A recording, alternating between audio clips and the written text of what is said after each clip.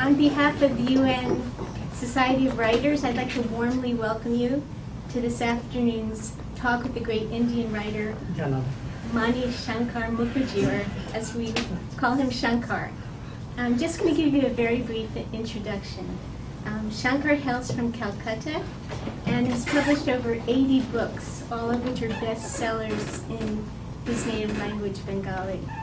His first book was published in 1955. Two of his novels were made into films by the great Indian filmmaker Satyajit Ray. Charange, which I highly recommend, this is my copy, but I might lend it,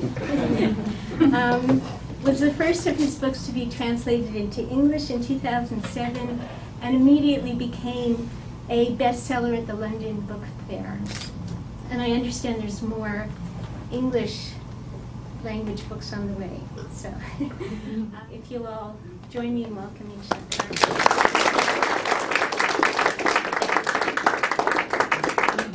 Reading is good, but listening is not always so. Secondly, I always feel that writing is far easier than talking. The reason is that when you are writing, you know you have at least 3 other chances. You can reread the whole thing, rewrite it, and ultimately when the proofs come, you can again change.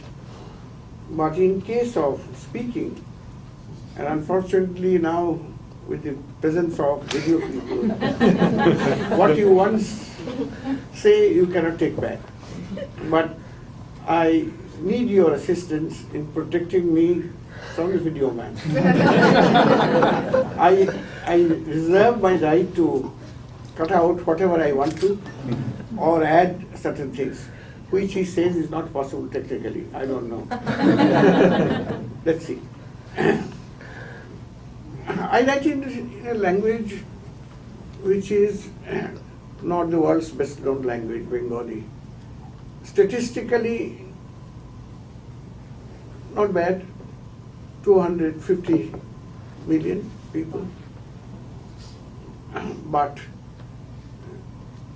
when you consider that half of them do not know how to read or write, you lose a big chunk of the market.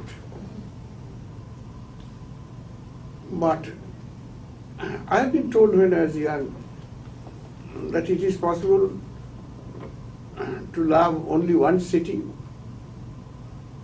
and one language.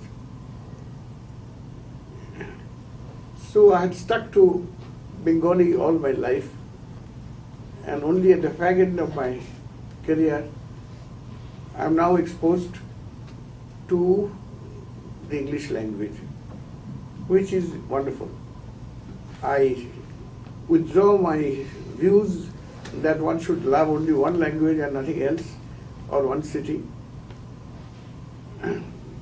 And in future I'll try to improve my English and do something better. So next time if I ever come and meet you again, you will find me a better speaker. But this time I was so worried that I thought, and since the word United Nations frightens you, I thought I must jot down certain points to be worthy of the trouble, particularly security troubles that you undertook for this journey. The very fact that you have succeeded in reaching this hall speaks magnificently of your courage and your kindness towards someone who has come all the way from India to talk to you.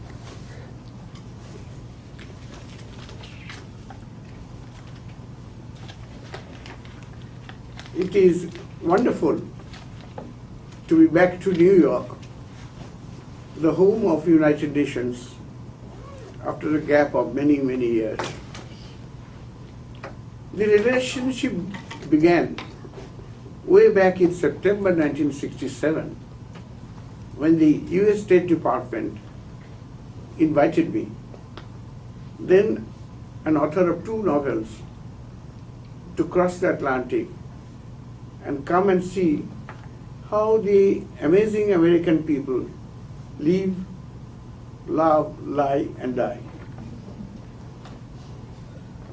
I was in this country for 8 weeks and was astonished by the fact that while many countries do their best to hide their national weaknesses, US was perhaps the only country which enjoyed spending its hard-earned dollars in locating and publicizing its faults, its fears, and its failures. Wrong investment, but they have been doing it for many years. That exposure led on my return to write my first travelogue, which has been read by millions of Bengalis and is still being read in both the Bengals, particularly Bangladesh, which was yet to be born, as I crisscrossed USA from New York to San Francisco and then to Hawaii, crossed the international date line to touch Tokyo. Like all other visitors, I went round the UN building, and the guide told me jokingly that New York has a fatal charm.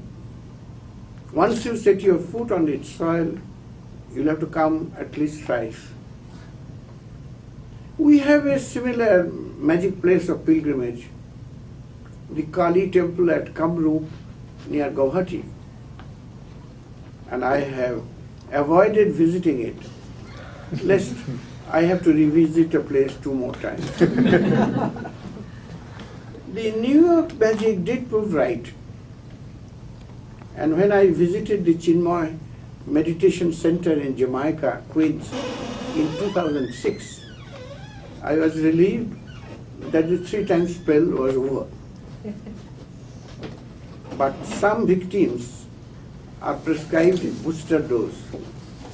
And here I am again to be present at the 88th birthday celebrations of a great Bengali and a great citizen of the world who made this city his home, ceaselessly worked for more than 4 decades for the good of the world, and chose to breathe his last year where he had arrived penniless in 1964, armed with a one-way air ticket gifted by a fellow ashramite in Sri Aurobindo's Pondicherry. This time I have not come empty-handed. Tomorrow I will launch here my Bengali book on Sri Chinmoy, which is my 87th book, an effort which started 56 years ago in 1955.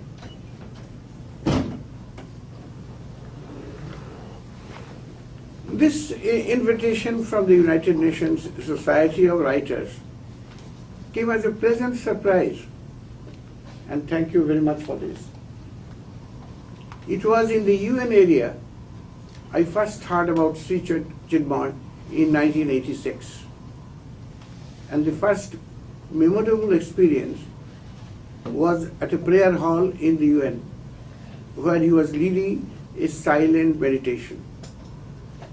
There was not a word, not a single movement, no ritual, and yet so much was conveyed with so little fuss that going back home, I devoted the opening chapter of my second travel book on USA to this man. At that time, my reach was limited to about 200 million Bengalis across the globe. But since then, things have changed, and 3 of my novels and the biography of a monk, the not so well-known life of Swami Vivekananda, are now available in English. Chourangi, with Calcutta as the background, has aroused some special interest in Europe, especially England and Italy. A French edition from Gallimard is due. So are 2 more novels around Kolkata, which may be published any day. At the London Book Fair, launch of Chaurangi, there is an astonishment that a book can arouse so much international curiosity half a century after its original publication. This was a wonderful experience. To have reached the original, to have reached the world, even if it is a bit too late, and the realization that it was worth waiting for. And now here I am, having crossed the Atlantic. It has been suggested that I talk to you today about the inspiration behind my literature. It's never prudent to ask an author, well past his 70, to recall the beginning of his creative journey. In such a situation, normally all his brakes fail. And there is the inevitable temptation to violate the speed limit. I shall try to be cautious and keep in mind that only way of knowing an author is his books, nothing else, not his speech. Authors, like mothers, are always too much concerned with their youngest child. And I can see that there is a Bengali book on Sri Chinmoy waiting to be released in New York tomorrow. This is the story of a village boy who traveled to a distant land, made it his home, and decided never to return to wherever he came from. By a strange coincidence, my first book narrates the story of an English lawyer who, after an early retirement from the British Army, made Calcutta his home and refused to go back to England when the British left India in 1947.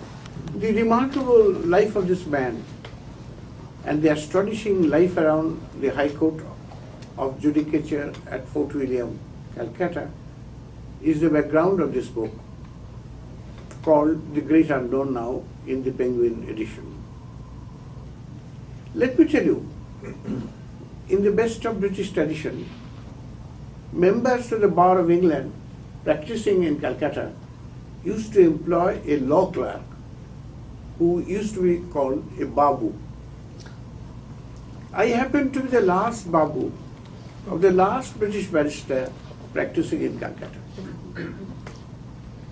This tradition dates back to 1793 and ended in 1953 with the death of Mr. Noel Barwell, bar at law.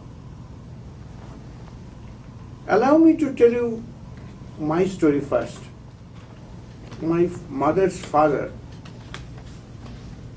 was very much nationalistic minded, a very forthright person. One day his English boss received a slap from my grandfather for belittling Indians. Immediately he left the office to avoid arrest. His bravery was appreciated by many, but grinding poverty that followed affected his 3 beautiful unmarried daughters. For lack of money, my mother was married to a widower, 3 times her age. She also had to give up her name, as her eldest stepson had the same name. Thus, Gauri became Avaya. When I was born in a small town called Bongaon, where later on Pather Panchali was written, visitors started asking her questions. How her child is so dark? And she started weeping.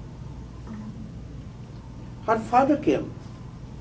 He consoled her, Avaya, one day your dark son is going to be another Sir Ashutosh Mukherjee, a famous mathematician, a great judge at the Calcutta High Court, and Vice Chancellor of India's greatest university.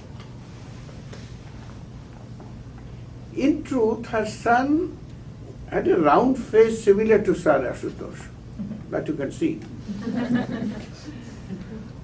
But my mother took her father's prophecy very seriously and started reading about Sir Ashutosh's contribution to mathematical science. She received her first shock when in the school exam I failed miserably in mathematics, scoring only 12 out of 100. To lighten the burden of my poor mother, I decided to be a great painter. Bought a box of pens and joined a sit-in painting contest. We were asked to draw a face, but for some unknown reason, I drew a green coconut.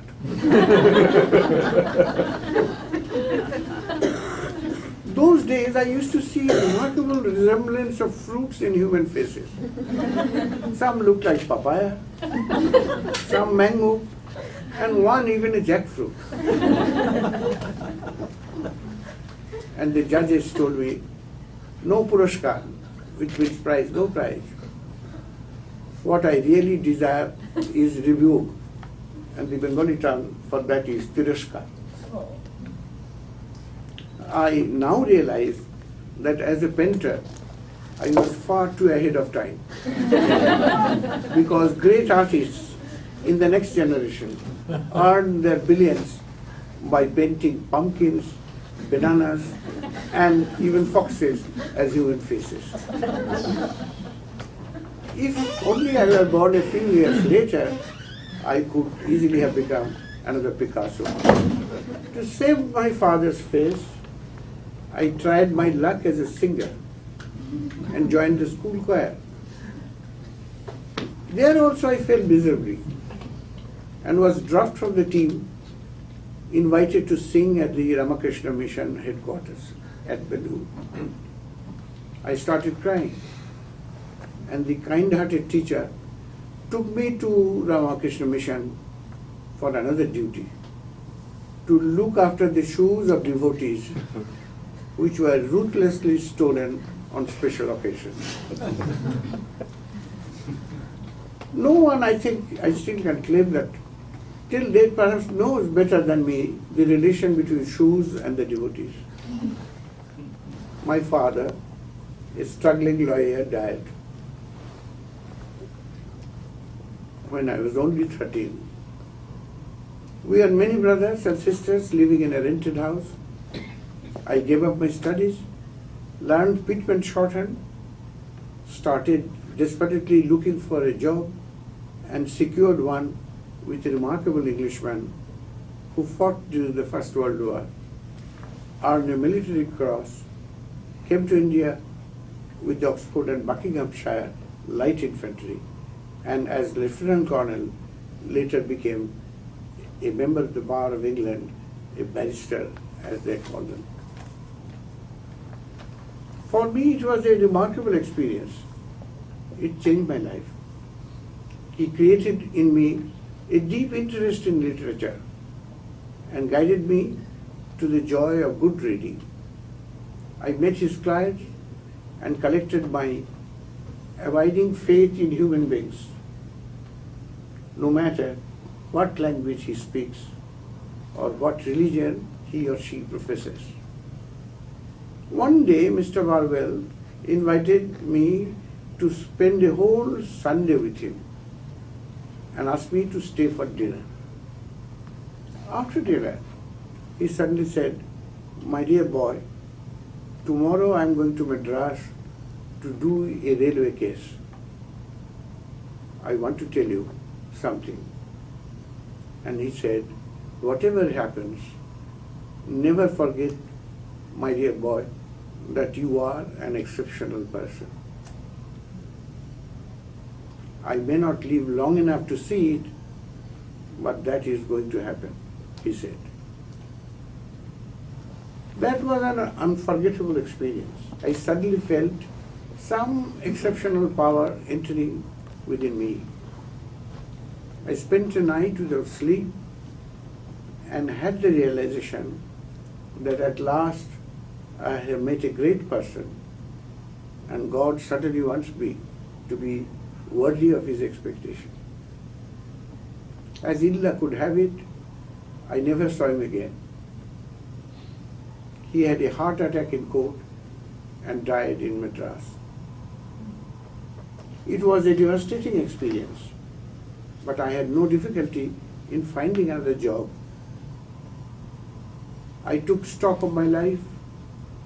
Here is a person with no education, no achievement, who has let down his mother badly and has nothing to offer to this world.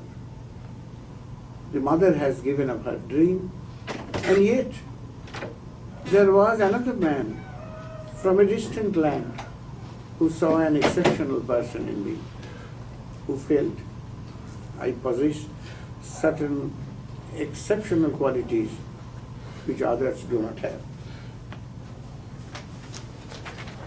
Naturally, I was keen to perpetuate his memory, and in my moment of foolishness, started saving some money so that I can order his bronze statue.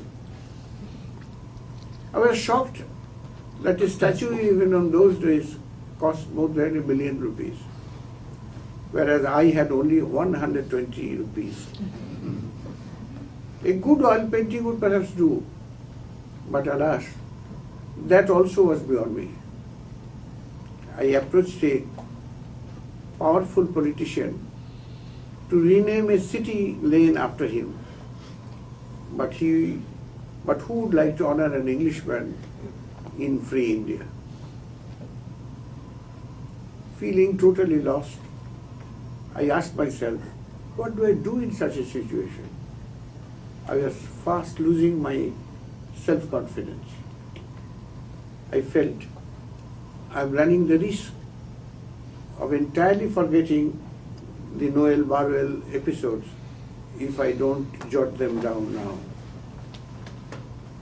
That's how I began to write the first episode of my first book, sitting in front of a kerosene lantern, as there was no electrical connection in the house for non-payment of electricity dues.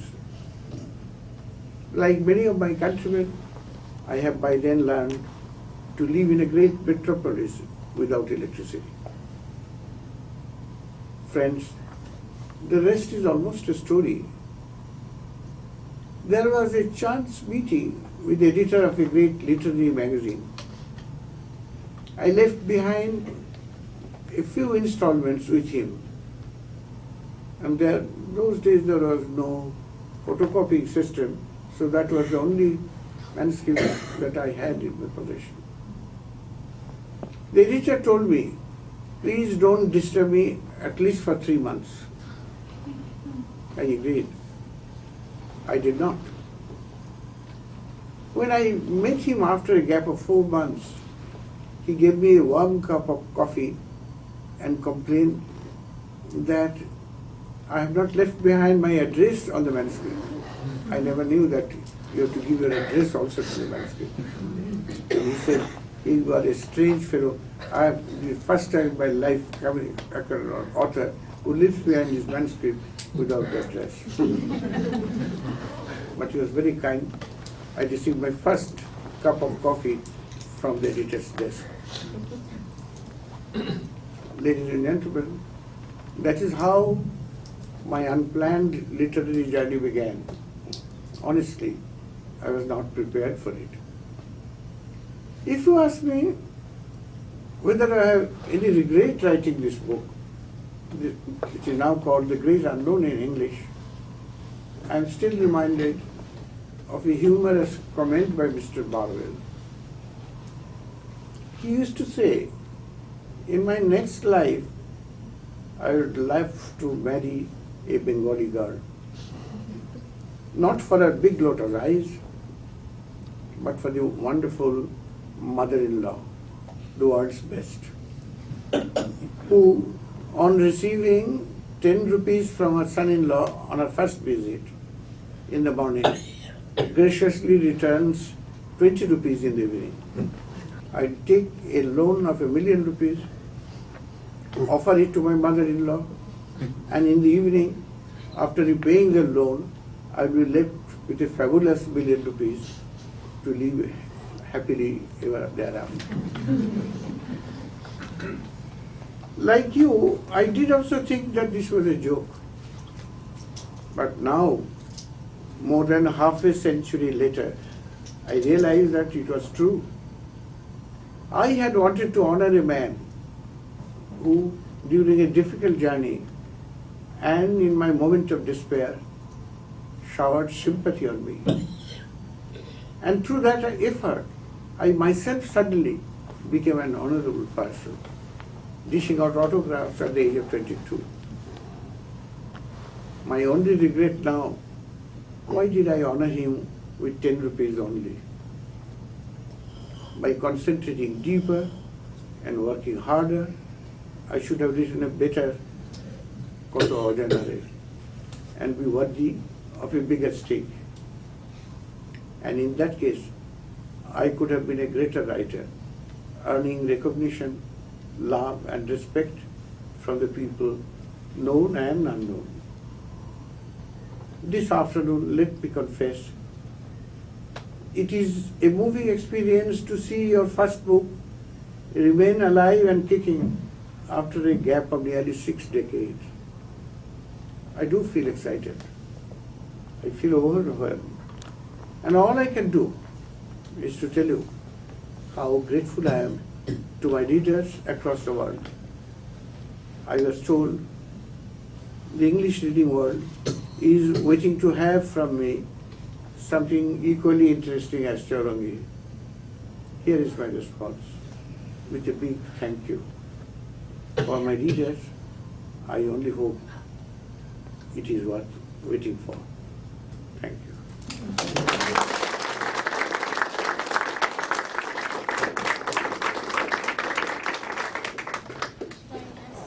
Shankar, what do you find the most difficult in translating from Bengali to English?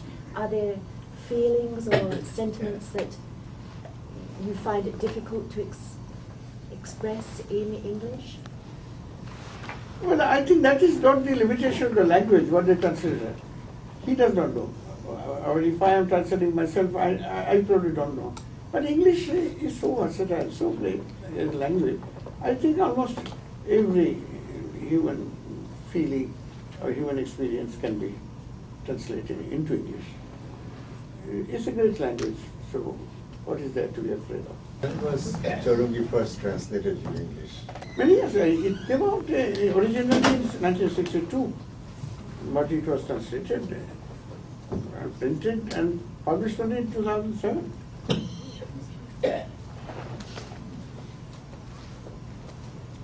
Shankar, you are well known in the world of fiction and non-fiction as well, equally. Yes, Yeah. but no fault of my own. Because there are certain agricultural land in Bengal which are called double producing or triple producing, dofala or trifala, same land. So whenever one feels tired as a novelist, you start writing travelogues.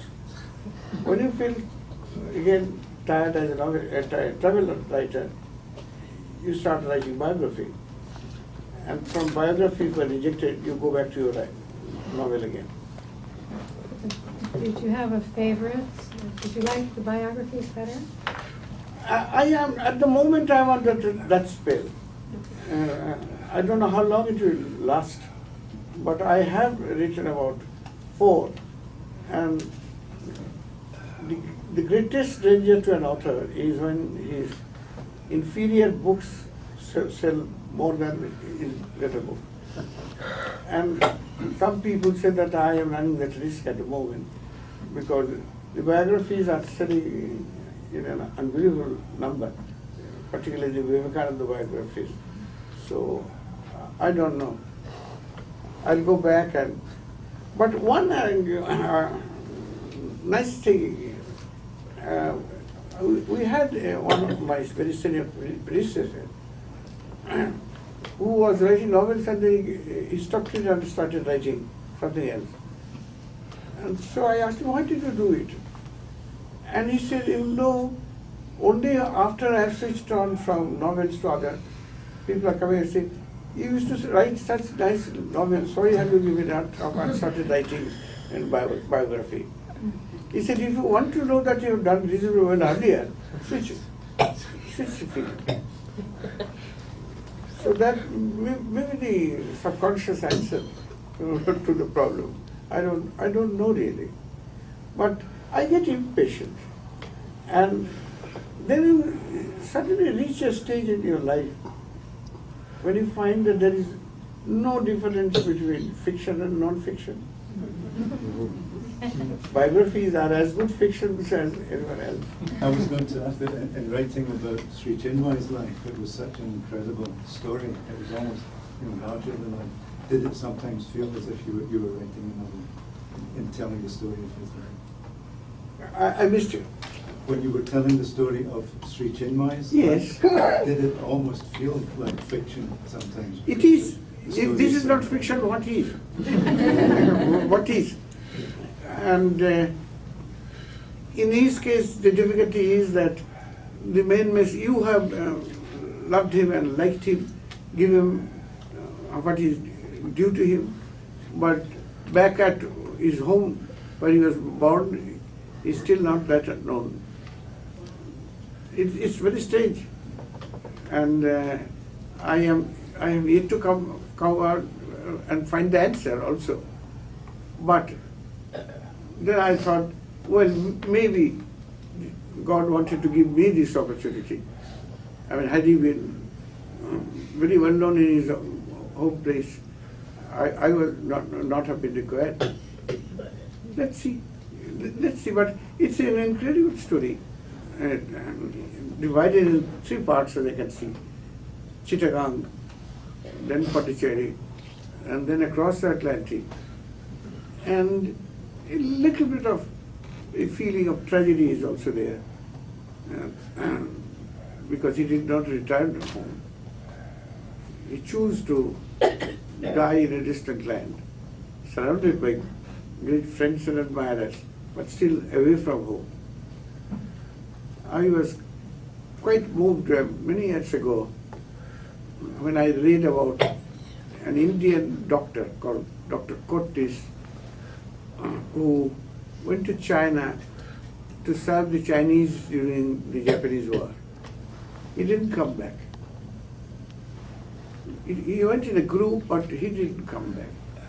And K.N. Abbas wrote a beautiful book called One Who Did Not Return. It's a very moving book.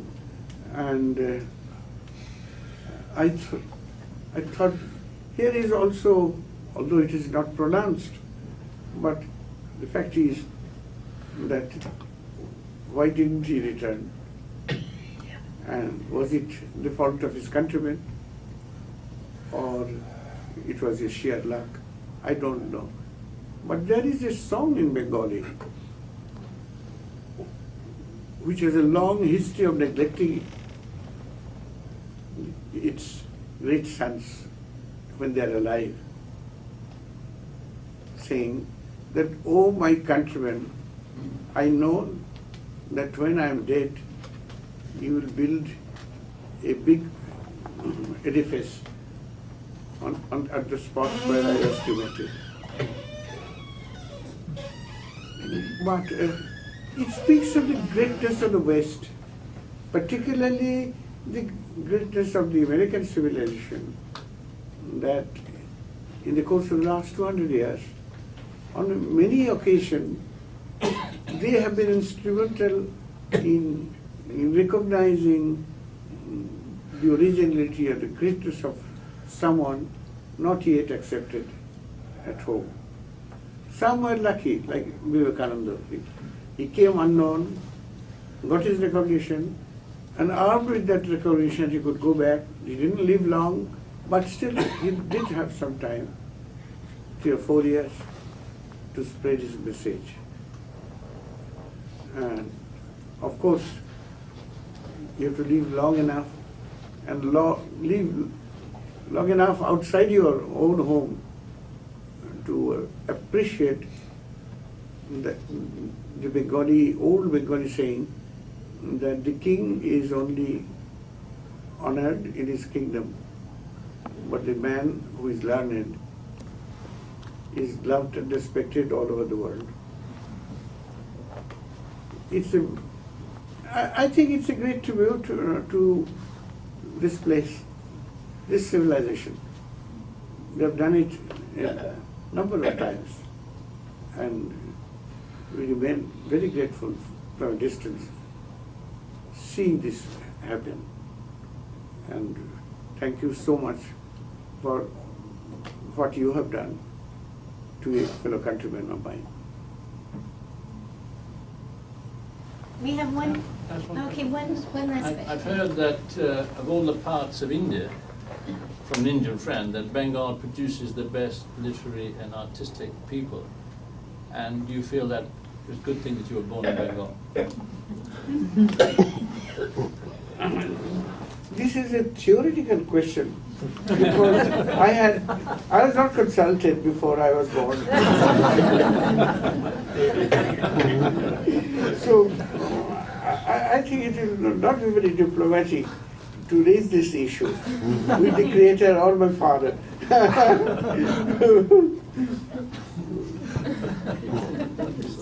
So, making good use of whatever you have is the question. That's what we are trying to do. But I do believe that you must have this capacity to laugh at yourself and don't take everything very seriously. I've told Sanjay is very strong on this issue, but I have tried to be his follower and take everything not very seriously, particularly over things where I have no control. You should have asked that question to my father or to God Almighty.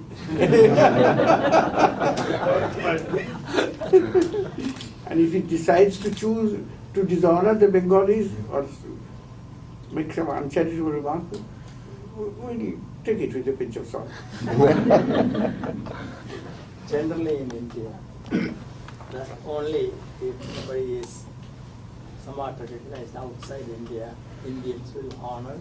Even Swami Vivekananda went around India to other parts of India where he got recognition before he got anything like God.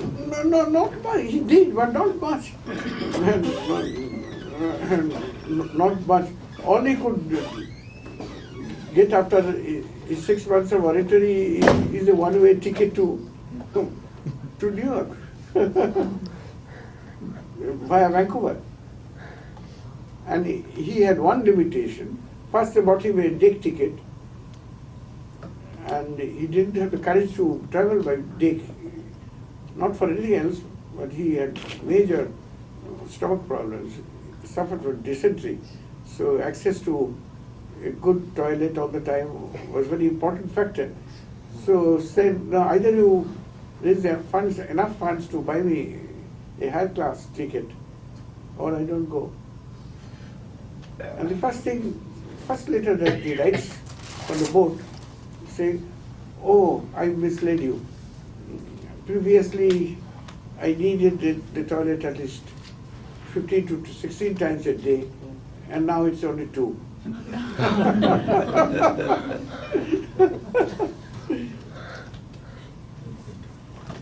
But it's a very fascinating life, Vivekananda's, and I enjoyed, tremendously enjoyed writing these 3 books on the unknown aspects of his life. And I find that there are some crazy fellows like me who are also enjoying tidbits of this man's problems. Thank you very much for coming. I have one last presentation, but before I do that, I'd like to welcome and thank you very much for coming.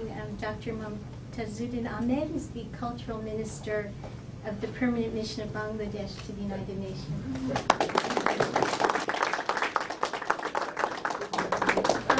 This is in keeping with the tradition of our late President Hans Janacek.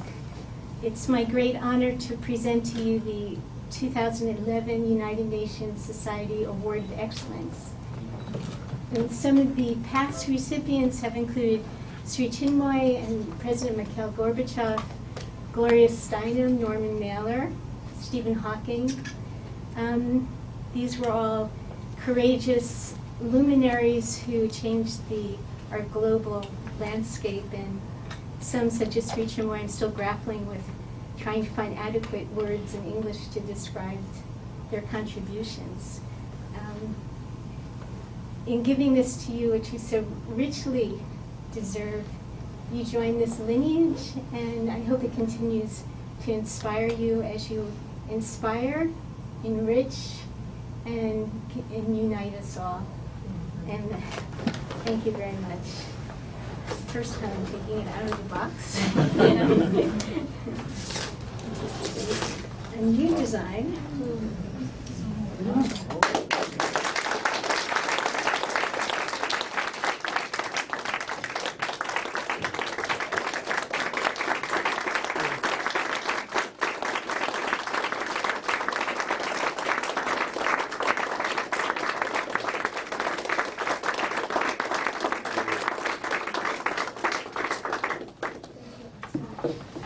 Thank you so much for this.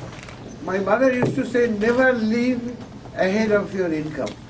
But this is an advance. I've not yet earned it. I'm taking it with the hope that one day I'll be worthy of it.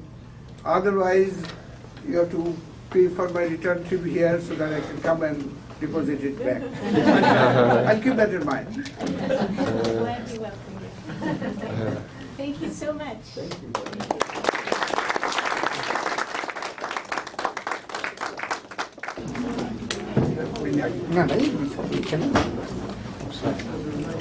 এখনো launch হয়নি, কালকে হবে। তো এটা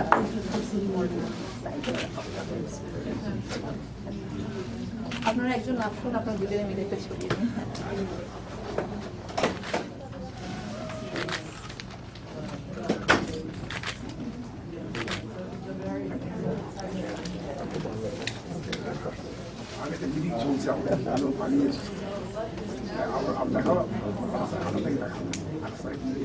ছোট একটা problem হচ্ছে